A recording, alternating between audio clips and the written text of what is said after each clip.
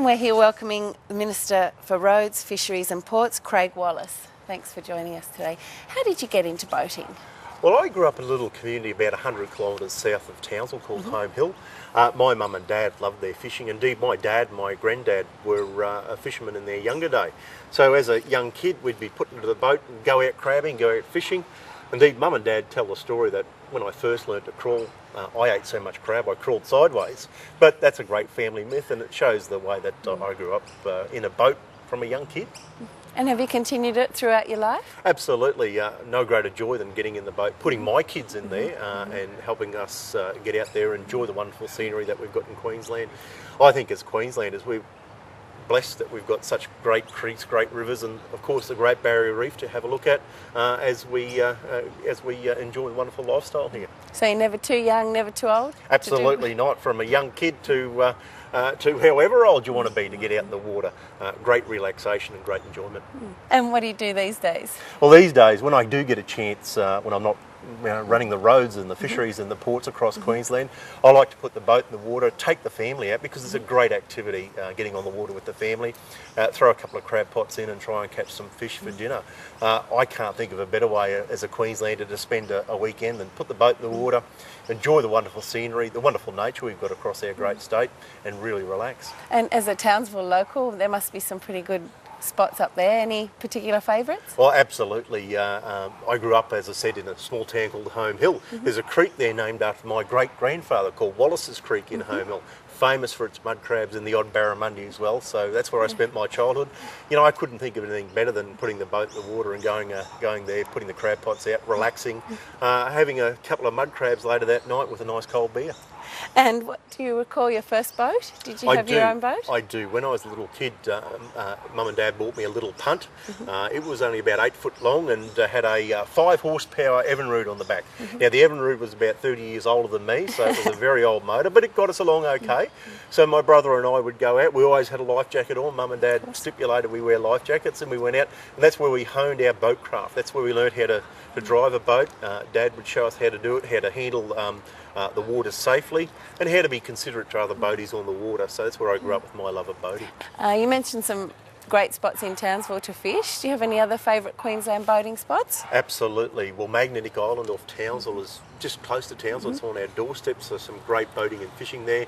And of course the Great Barrier Reef during the fishing season, when you can get out there when the winds aren't too low, some good fishing. But I was really spoilt the other week. A couple of mates and I went up to Swears Island in the middle of the Gulf of Carpentaria and fished there and caught some wonderful fish off Swears Island. So I tell you what, I've got a great lifestyle living in Queensland, and you know, everyone can enjoy that. It just takes a bit of time, a bit of planning. Instead of going on that overseas holiday, grab a boat and go out fishing, or go out and have a look at our wonderful Queensland coastline.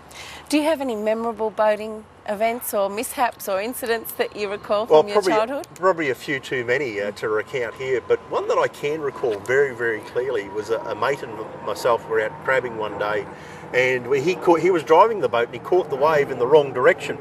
And I had a mud crab in my hand that I was preparing to tie. I got tossed out of the boat with the mud crab in hand, came to the top of the water and still had the crab there. So the great story is I never let that crab go, threw it back in the boat and jumped in. So that's one of the stories. We did eat that crab that night. It was very delicious as well. Now, if you had your wish list, do you have a dream boat or dream boating destination that you're yet to fulfil? I think really having a look at our coastline, going up and down the Queensland coastline in a nice cruiser, calling in, having the time to do it properly and not being stressed about getting home or getting back to work. So my dream would be to cruise the Queensland coastline from Coolangatta right up to the Northern Territory border, so up and around, up the Cape and back around the Gulf. Having a look at those inlets, coming in and seeing what's on offer in Queensland would be a great holiday. Oh well, all the best with that dream. Fingers crossed. Thank you. Craig. Thanks very much. We all know how great it is to go out in the water, to enjoy the wonderful lifestyle that we've got in Queensland when you're boating. But be careful, make sure that you've got your life jackets, make sure you've got your safety equipment up to date, and make sure you service your boat before you go on the water. We want everyone to go out, enjoy our wonderful waterways, enjoy their boating, but come home safely. So if you're going out in the future, make sure your boat's safe, check your safety equipment, and of course, just like the road, don't drink and drive, so have a dedicated driver on the water as well. Good luck with your boating, tight lines if you're going fishing, but most of all, come back safe.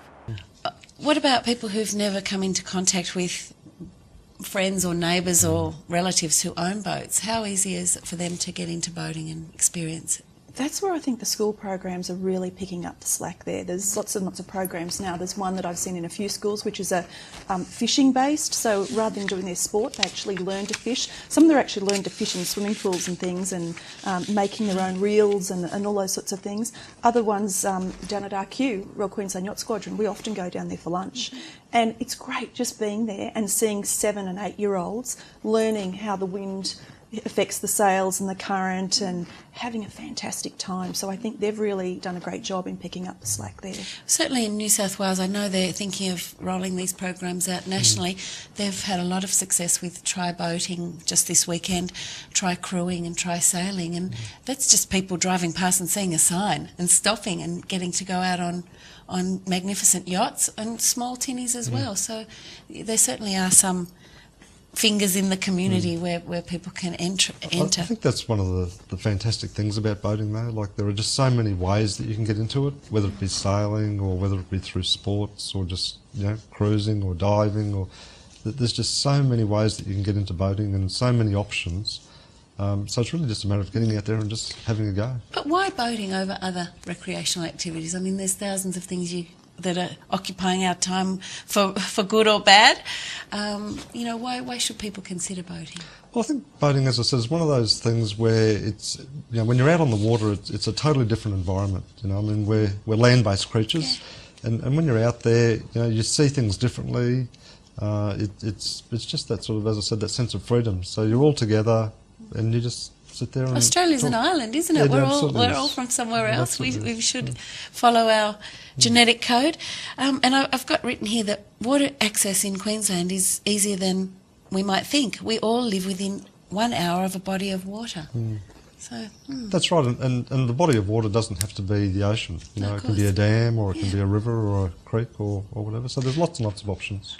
Does Marine Queensland have a role in the infrastructure at these bodies of water? What role do you play in that? Yeah, well, we're obviously in discussions regularly with government around things like boat ramps and pontoons and marinas and all of those sorts of infrastructure requirements. Are they expanding, I guess, to keep pace with consumer demand? And yeah, very much so. I demand? mean, the Queensland government, is very much committed to recreational boating, and they recently conducted a study where they're trying to forecast the future demand needs so that they can, put appropriate money into it. So, they sort of see boating as an important and healthy community activity. So, how many people are into boating? How many people have boat licences? Well, in Queensland at the moment, there's around about 700,000. So it's a lot of people, but plenty of scope for more. That's right.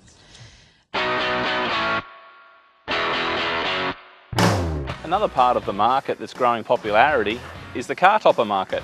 What's a car topper, you ask? Well, just as it implies, it's a boat that's small enough, narrow enough, manhandling enough that you can get up on the roof racks of your vehicle. This particular one here may be a little older, but it certainly has had a lot of love and thought gone into where the accessories will go to suit that particular owner's needs. We know for a fact this particular one's caught plenty of barramundi. Another question we get frequently asked with the car toppers is, do I need to have these registered considering their size?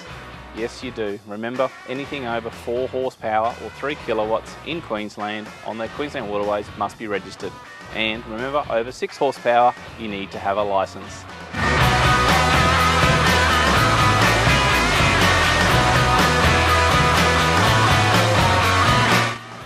Here I am on a very, very popular cuddy cabin. People ask, what's a cuddy cabin? Well, a cuddy cabin is a boat that has a cabin up on the bow of the boat, but it generally only takes up about 1/3 of the boat's length.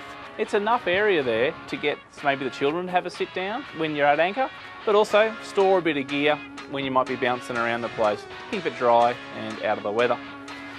With the cuddy cabins, some of the great things are that they are not only made in aluminium, they're also made in fiberglass, and this is a fantastic example of a very popular cuddy cabin on today's market, both new and used. It has seating on board for 5 people, and it's also rated for 5 people in smooth waters. It has rear seating, 2 very comfortable seats for passenger and a driver, plenty of grab handles around it. But one of the great things that I like with a cuddy cabin, and we'll touch on this as we move our way through our boat models and ranges, you can stand up behind the steering wheel. After the break,